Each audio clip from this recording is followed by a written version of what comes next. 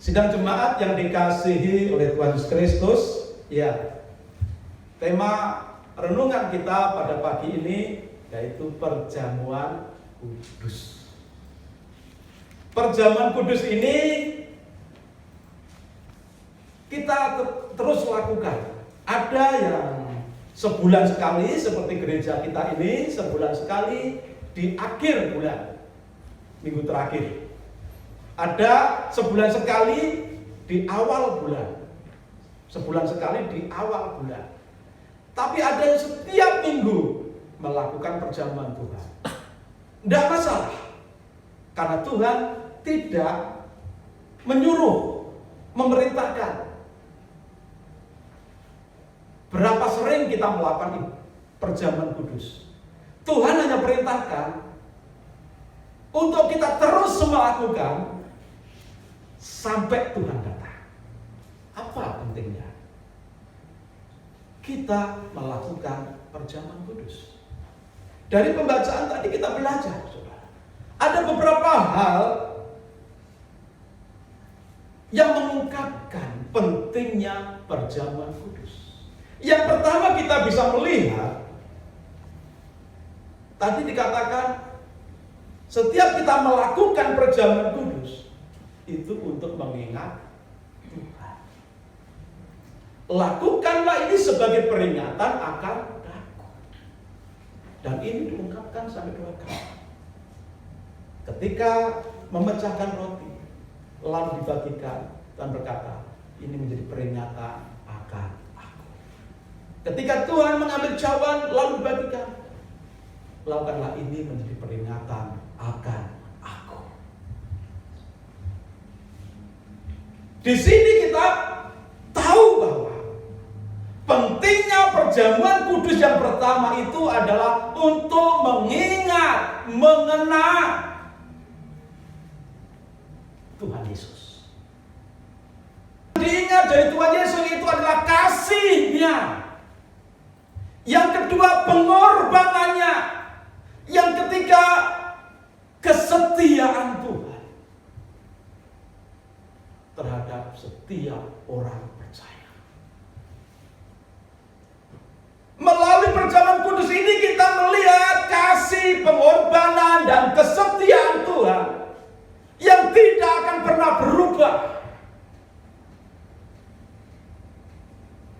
Kasih manusia bisa berubah. Kasih manusia bisa macam-macam motivasinya.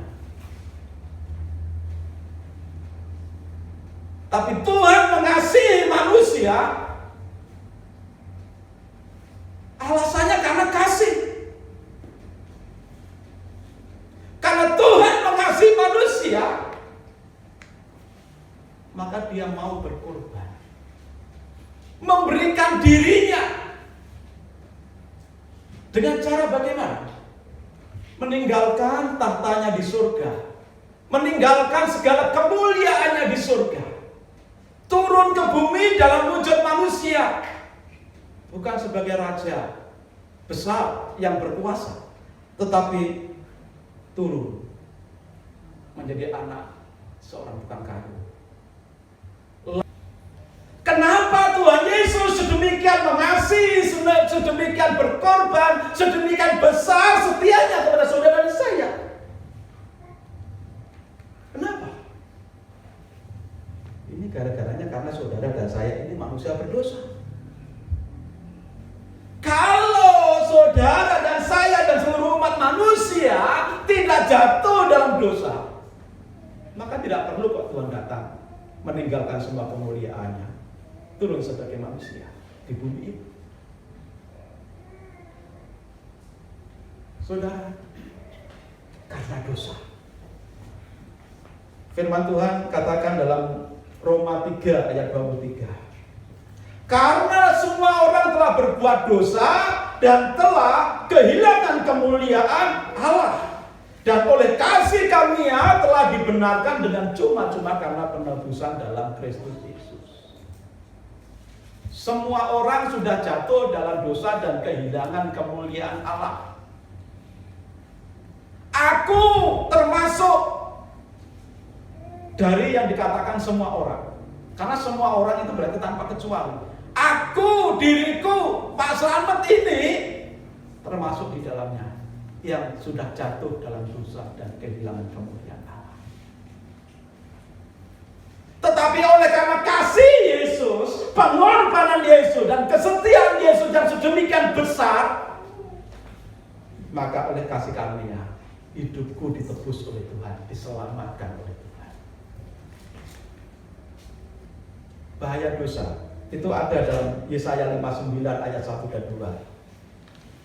Bahaya dosa itu memisahkan manusia dengan Tuhan.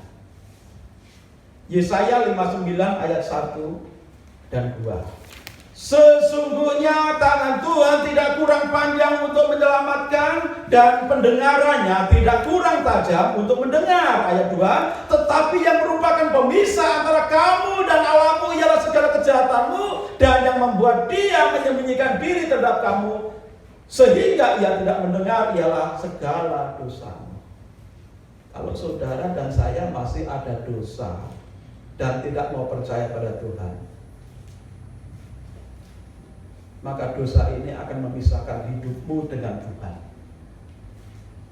Hidup terpisah dari Tuhan itu penuh dengan penderitaan. Hidup terpisah dari Tuhan itu membuat saudara dan saya tidak akan pernah mengalami jawaban Tuhan, perhatian Tuhan, perlindungan Tuhan. Makanya hari-hari ini saudara, kalau kita hari-hari ini mungkin mengalami situasi yang sulit, situasi yang memang secara manusia nggak enak, mungkin salah satunya karena saudara dan saya masih ada dosa. Upah dosa itu maut, kematian kekal. Ayatnya di mana? Roma 6 ayat 23. Sebab upah dosa adalah maut, tetapi karunia Allah ialah hidup yang kekal dalam Kristus Yesus Tuhan kita. Upah dosa adalah maut, kematian, terpisah dari Allah. Tapi karunia Allah adalah hidup yang kekal. Pilihan ada di tangan saudara. Pilih hidup kekal atau menderita kekal. Terpisah dari Allah atau menyatu dengan Tuhan.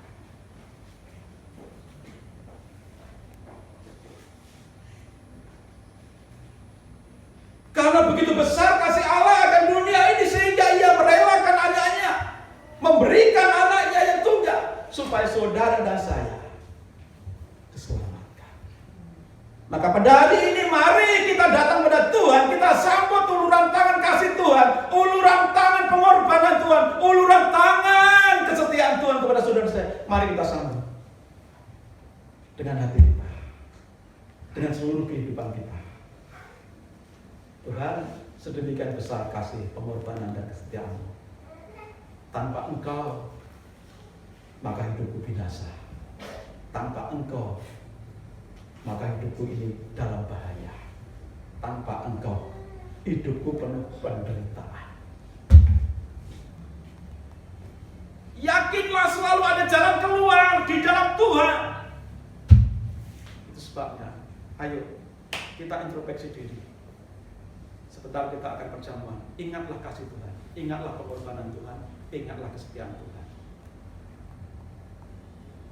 Dan senantiasa kita terima pengorbanan Tuhan itu dengan iman. Mari kita tundukkan.